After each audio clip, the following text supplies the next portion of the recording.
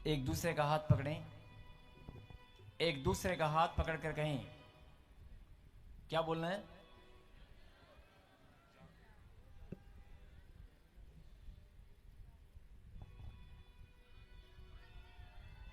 वचन का समय आया है, जागते रहें। और कई लोग ना जब हाथ पकड़ के बोलते हैं ना जागते रहो, उनको बड़ा अजीब सा लगता है कि यार मैं जाग रहा हूं फिर भी ऐसे क्यों बोल रहे हैं। और कई लोग बड़े आनंद के मुस्कुराकर बोलते हैं जागते रहो, क्योंकि ये जागना आत्मिक जागृति है। आत्मिक जागृति की बात हो रही है। अपनी आत्मा में हमेशा जागते रहो। कहीं आमीन। बेटे थोड़ा वॉइस कॉल इसकी हल्की सी बस। अगला समय प्रभु के वचन की, जो परमेश्वर ने हमारे लिए शिक्षा भेजी है, जो प्रभु आज अपने दिल की बात अपने बच्चों को समझाना चाहते हैं, जो परमेश्वर गहरी बात अपने बच्चों को आज बताना चाहते हैं। आइए हम सब वचन में जाने से पहले अपने हृदय से आप प्रार्थना करें कि परमेश्वर आज मैं आपकी महिमा के लिए आपके पवित्र मंदिर में आया हूं और मुझको आपने ही मुझे लाखों की भीड़ में से चुना और अपने पास आने का मौका दिया। मैं धन्यवाद करता हूं। वचन में जाने से पहले आप ऐसे प्रार्थना किया करें कि प्रभु मैं प्रार्थना करता हूं आज का दिन, ये समय, ये घड़ी आपने मेरे जीवन में ठहराई है। मैं बहुत लंबे समय से आना चाहता था लेकिन नहीं आ पाया, लेकिन आज जैसे भी मैं आया हूं, चाहे मेरे पास धन की घटी है, मैं बीमार हूं, मैं कर्जे में हूं, मैं परेशानी में हूं, चाहे मेरी नॉर्मल लाइफ है या मेरे पास संतान नहीं है, बच्चा नहीं है, मकान नहीं है, मैं जिस हालात में भी आपके पास आया हूं, लेकिन मेरे पिता तू सब कुछ जानता है। और मैं विश्वास करता हूं और पूरा जगत, हर एक मनुष्य, संपूर्ण मनुष्य जाति जानती है कि परमेश्वर मनुष्य के हालातों को बदलने में सामर्थ्य है। वो पल भर में ही हर एक की परिस्थिति को बदल सकता है। हर एक के घर की, रोजगार की, जीवन की सारी नेगेटिव परिस्थितियों को बदल कर रख देगा। वो ऐसा खुदा है जो आपने कभी सोचा नहीं था, जो आपने कभी सोचा नहीं था, उस आपके सोचने समझने से बढ़कर वो देने वाला परमेश्वर है। हे प्रभु, हम आपके चरणों में विनती और प्रार्थना करते हैं, चाहे हम पहले जैसे भी थे, लेकिन आज प्रभु जी हम अपना मन, अपना हृदय आपको समर्पित करते हैं। हमारे मन में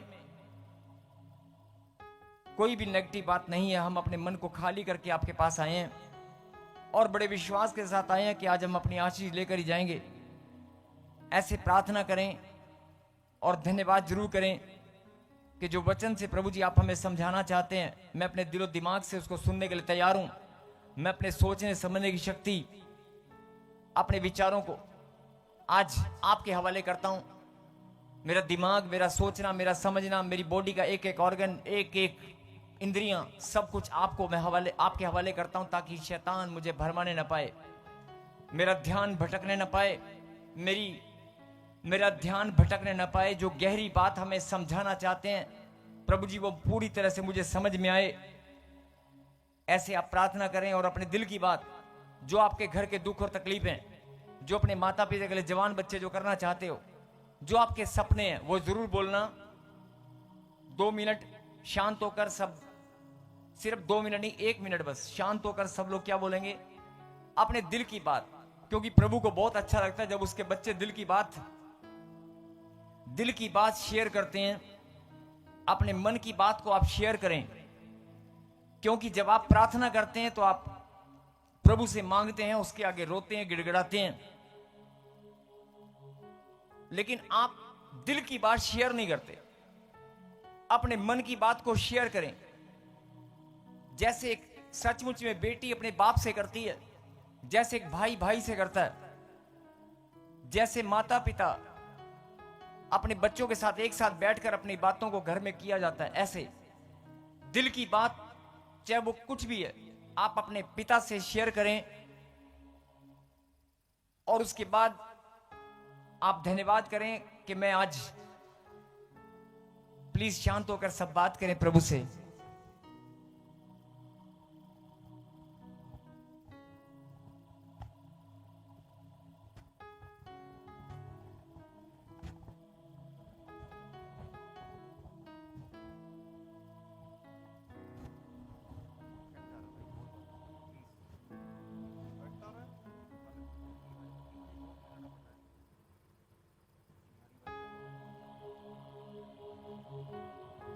नजदीक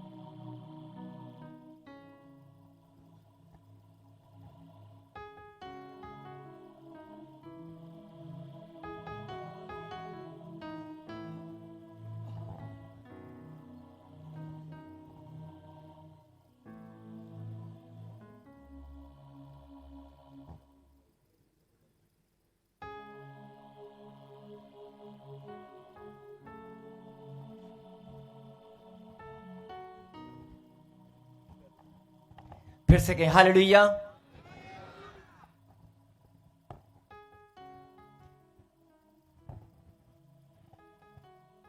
कितने लोगों ने आज दिल की बात अपने खुदा से शेयर की है? कैमरामैन स्क्रीन पे दिखा इनके हाथों को।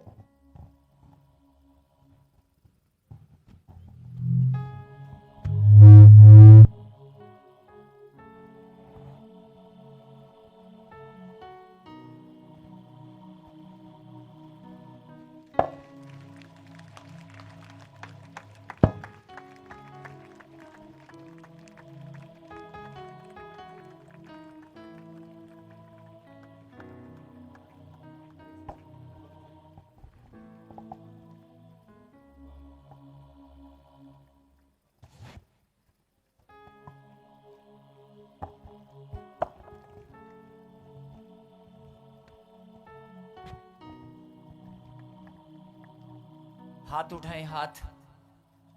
यस, हाथ उठाकर प्रभु को धन्यवाद दें तालियों के साथ।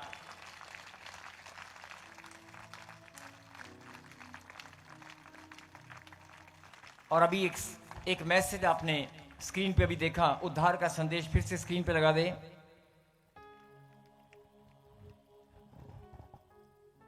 बड़ा कर बेटे इसको। उद्धार का संदेश,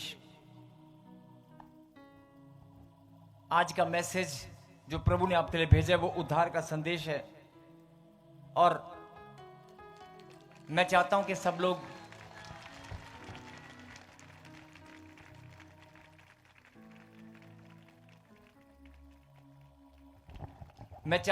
उद्धार का संदेश आपने बहुत बार सुना भी होगा, आप जानते भी हैं। उद्धार का संदेश बहुत बार आपने सुना होगा, बहुत बार आप जानते भी हैं। और सुसमाचार सारी बाइबल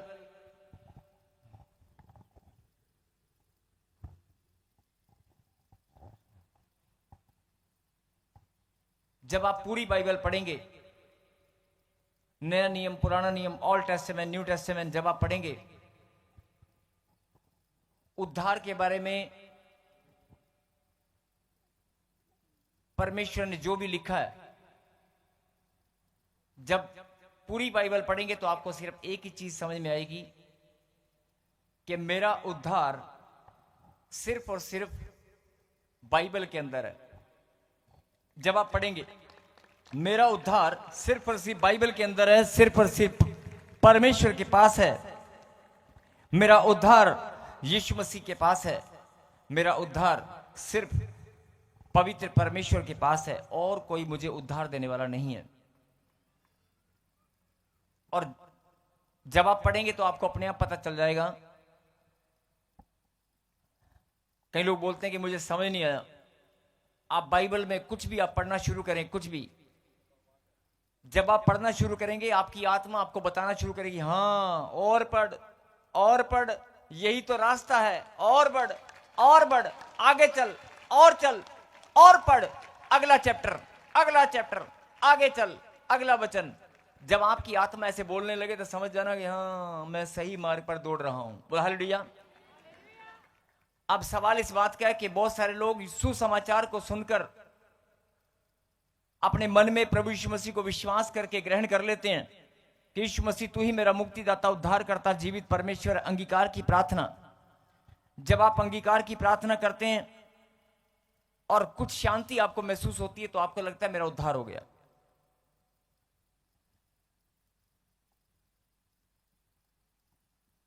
आपको लगता है कि मेरा उद्धार हो गया।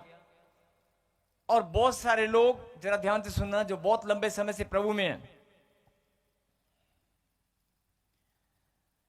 बहुत लंबे समय से प्रभु में हैं, लेकिन उनके घर में अगर कोई समस्याएं, कोई प्रॉब्लम अभी भी घूम रही हैं, तो बड़ा गंभीर विषय है कि आप प्रभु को जानते हैं, उद्धार का संदेश आप जानते हैं, उद्धार आपका हो चुका है, आपने अंगीकार की प्रार्थना की है, लेकिन फिर भी आपके घर में जो होना चाहिए वो नहीं है। और आप दूसरों को देखते हैं जो प्रभु के नाम को नहीं जानते, आप उनके घरों को देखते हैं कि उनके पास पैसा भी है, धन दौलत है, मान सम्मान है, उनके रिश्ते ब्लेस हैं, वो लोग विदेश में जाते हैं। हमारे बच्चों का विदेश का काम नहीं बना, लेकिन वो लोग विदेश की यात्रा करके सारा परिवार घूम कर भी आ चुका है। जब आप दूसरों को देखते हैं कि यार उन्होंने एक छोटा सा काम खोला था और उनके घर में इतनी सारी ब्लेसिंग आ गई, मैं 4-4 काम खोल के भी ब्लेसिंग, पैसा नहीं बढ़ पा रहा है, बरकत नहीं आ पा रही है। मैं उन लोगों की बात कर रहा हूं जो लोग प्रभु में आने के बाद ऐसा सोचते हैं, या जिनको महसूस होता है मेरे घर में अभी बरकत क्यों नहीं है। और जो प्रभु को नहीं जानते वो हमसे आगे क्यों हैं, वो आगे हो या पीछे, लेकिन वो भी खुदा की संतान है। बोलो आमीन। और उनका आगे होना या पीछे होना, ये सब खुदा की योजना और खुदा का न्याय है। बोलो आमीन। ये सब खुदा की योजना और खुदा का न्याय है। जब कभी लंबा समय होगा तो इस बात पर हम चर्चा करके समझ सकते हैं, लेकिन आज समय प्रभु के वचन का है, इसलिए मैं आपका ध्यान इस बात पर लेकर आना चाहता हूं कि जो आपका उद्धार हो चुका है, आपको लगता है कि हो चुका है, और बहुत सारे लोगों को लगता है कि नहीं हुआ। ये प्रभु ने एक वचन आपको दिया, उस वचन को आज पढ़ेंगे, और जब हम इस वचन को पढ़कर सुनेंगे तो अपने आप ही आत्ममंथन, आत्मिक विश्लेषण, स्पिरिचुअल एनालिसिस, मतलब आप अपनी आत्मा में झांक कर अपने आप करके देखना, अपने आप आपको पता चलेगा कि हम किस जगह पर खड़े हैं, हम कहां पर खड़े हैं, या कहां हमसे गलती हुआ। मैं चाहता हूं कि प्लीज, अगर नींद आ रही है तो आप जाग जाएं, आपका ध्यान इधर उधर है तो अपने ध्यान को केंद्रित करें, एक दूसरे को हाथ लगाकर फिर से कहें जागते रहो। निकालें लैब व्यवस्था और लैब व्यवस्था के बाद वचन निकालें 26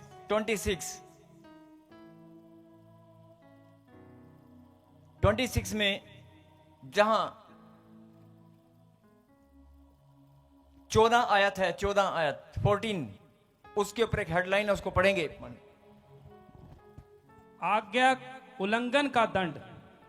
फिर से पढ़, फिर से। आज्ञा उल्लंघन का दंड।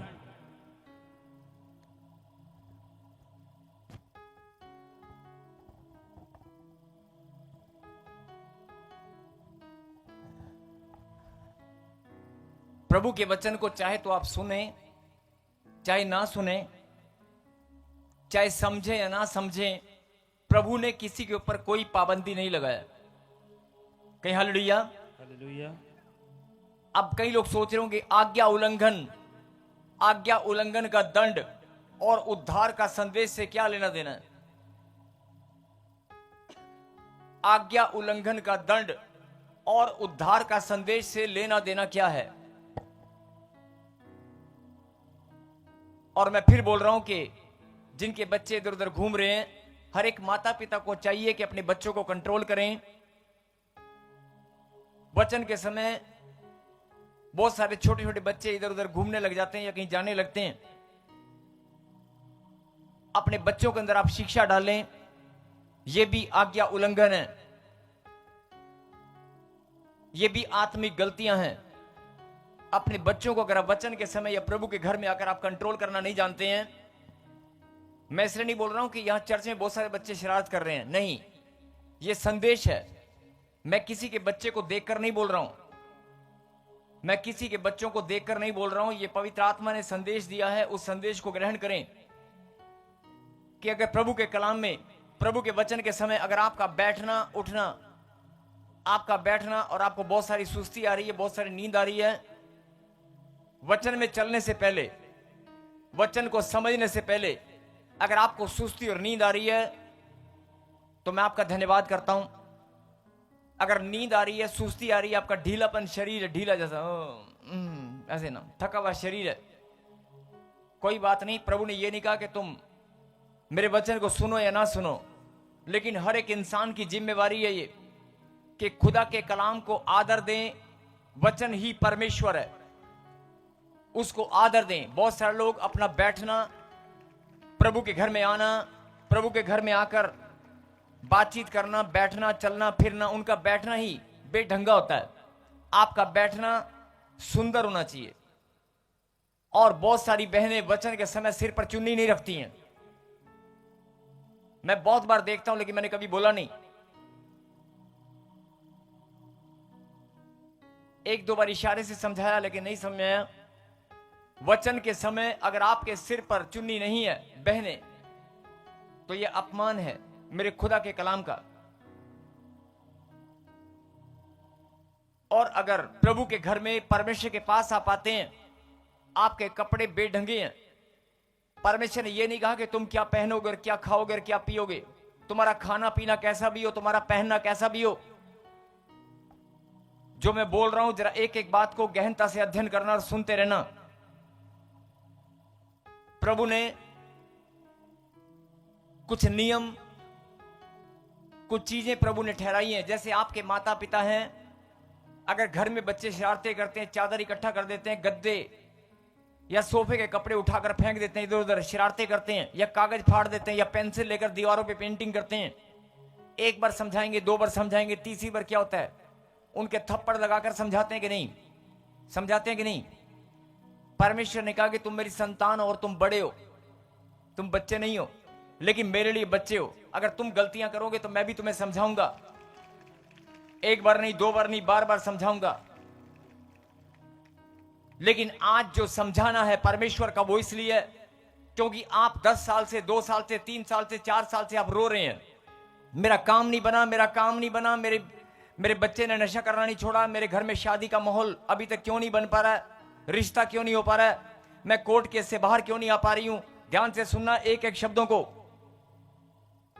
प्रभु में आने के बाद भी अगर आप रो रहे हैं, प्रभु में आने के बाद भी अगर आपके घर में शांति नहीं है, प्रभु का नाम आप सिमरन करते हैं, प्रभु के नाम को आप अपने दिल में बसाकर घूमते हैं, आप सीना फुलाकर बोलते हैं मैं परमेश्वर के संतान हूं, अगर आप सीना फुलाकर बोलते हैं कि मैं परमेश्वर के संतान हूं, लेकिन फिर भी आपके घर में ब्लेसिंग नहीं है, आपके घर में लड़ाई और झगड़े का माहौल है, अगर आपके घर में जो चीजें आज होना चाहिए था वो नहीं है, आप इतना कमा कमा कर थक चुके हो, आपके घर में कम से कम 2 गाड़ियां होना चाहिए था, लेकिन आज साइकिल या मोटरसाइकिल भी नहीं है, और अगर गलती से ली थी या कोई गाड़ी आपने ली तो वो बैंक वाले लूट कर ले गए। अरे तेरी दीवी आशीषों को कोई कैसे छीन सकता है। छोटी छोटी बातों में अभी हम अगर ऐसे बार बार छोटे छोटे एग्जाम्पल में लूंगा तो बहुत समय लगेगा, इसलिए कम शब्दों में गहरी बात सुने और समझें।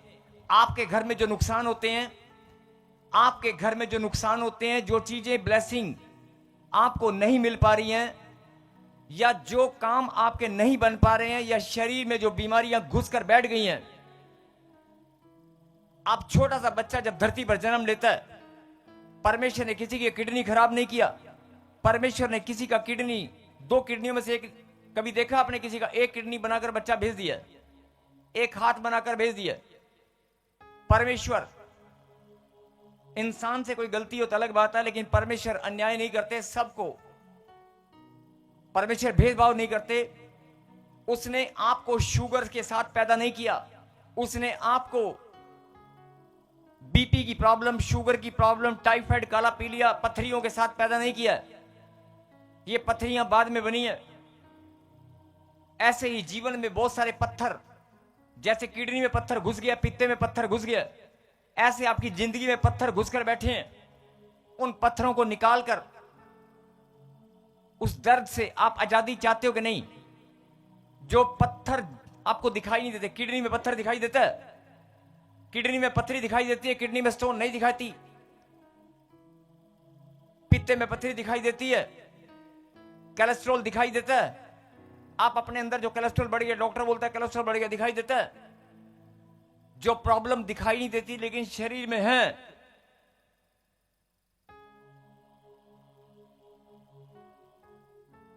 वो प्रॉब्लम आपके जीवन में, आपके घर में जहां से घुस गई हैं।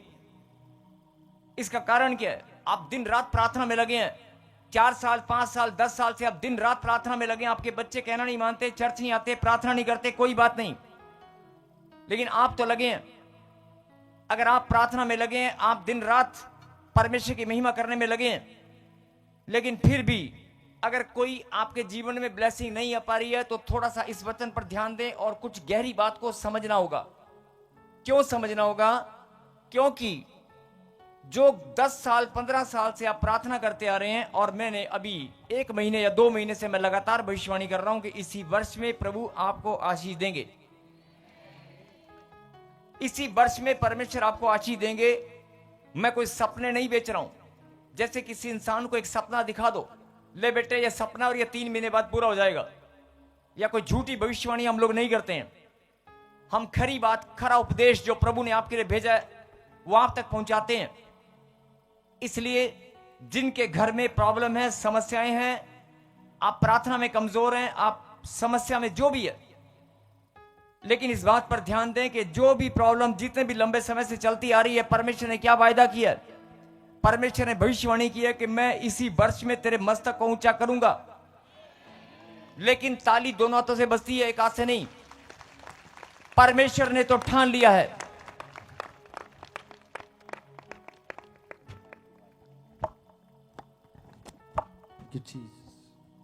परमेश्वर ने तो ठान लिया है, लेकिन आपको भी ठानना पड़ेगा कि मैं अपनी आशीष लेकर ही रहूंगा।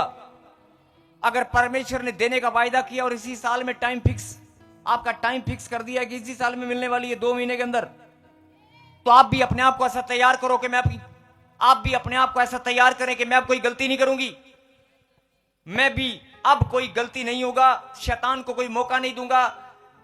4 साल से, 3 साल से मैं प्रार्थना भी करता था, लेकिन कोई ना कोई स्पिरिचुअल मिस्टेक, कोई ना कोई आत्मिक गलती मुझसे हो जाया करती। अगर होती है तो मैं अपनी आत्मिक गलतियों को ढूंढूंगा, मैं ध्यान दूंगा, लेकिन मैं आत्मिक गलती नहीं करूंगा।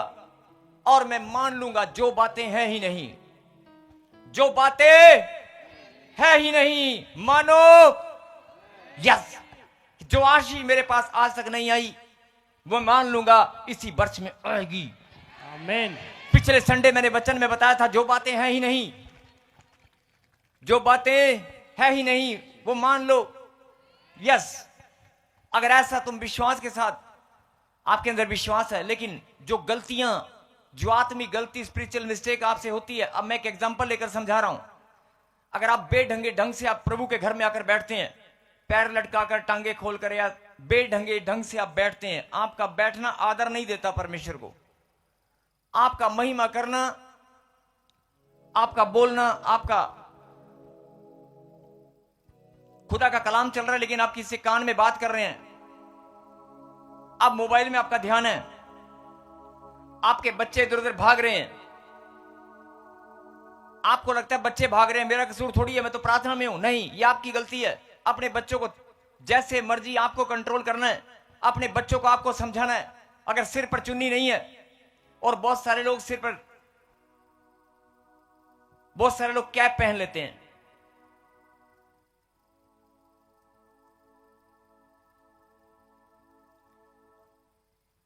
मैं किसी तर्क वितर्क में नहीं जाऊंगा, मैं सिर्फ यही कहना चाहता हूं कि जो बाइबल में लिखा है उसको अपने जीवन में ग्रहण करें। और जो गलतियां आपसे हो चुकी हैं, जरा एक बार मैं फिर दोहरा रहा हूं इस बात को, जरा सुने कि पिछले 1 महीने से हर संडे में भविष्यवाणी कर रहा हूं कि पवित्र आत्मा ने मुझे कहा कि इसी वर्ष में तेरे मस्तक ऊंचा करूंगा, इसी वर्ष में आशीष आएगी। मैंने ठान लिया है, मैंने ठान लिया है। लेकिन क्या आपने मान लिया है कि मैं भी लेकर रहूंगा? क्या आपने तैयार कर लिया अपने आप को? अगर आपने अपने आप को तैयार कर लिया कि मैं 20 साल से मांग रहा हूं, 25 साल से मांग रहा हूं, 10 साल से मांग रहा हूं, 19 साल से, किसी को 18-19 साल से बच्चा नहीं, यहां पर बहन बैठी है 18-19 साल से, एक बहन है 19 साल से, जो नहीं हुआ वो अब होगा। अगले साल तू यहां पर ढोल नगाड़ों के साथ खड़ी होगी। सबको जय मसीह की। मैं जतिन बब्बर और आप देख रहे हैं मसीह परिवार चैनल। जैसे कि आप सब जानते हैं कि मैं इस चैनल पे प्रभु के अलग अलग दासों की वीडियोस डालता हूं, तो अगर आपको हमारा चैनल अच्छा लगता है तो आप इस चैनल को ज़्यादा से ज़्यादा सब्सक्राइब जरूर करें, ताकि आप प्रभु के वचन को सुन सके। वीडियोस को ज़्यादा से ज़्यादा शेयर करें ताकि जिन लोगों तक वचन नहीं पहुंचा उन तक भी वचन पहुंच सके। सबको जय मसीह की। एक बार मैं आपसे दोबारा कहूँगा कि इस चैनल को सब्सक्राइब जरूर करें और वीडियोस को ज़्यादा से ज़्यादा शेयर करें। जय मसीह की।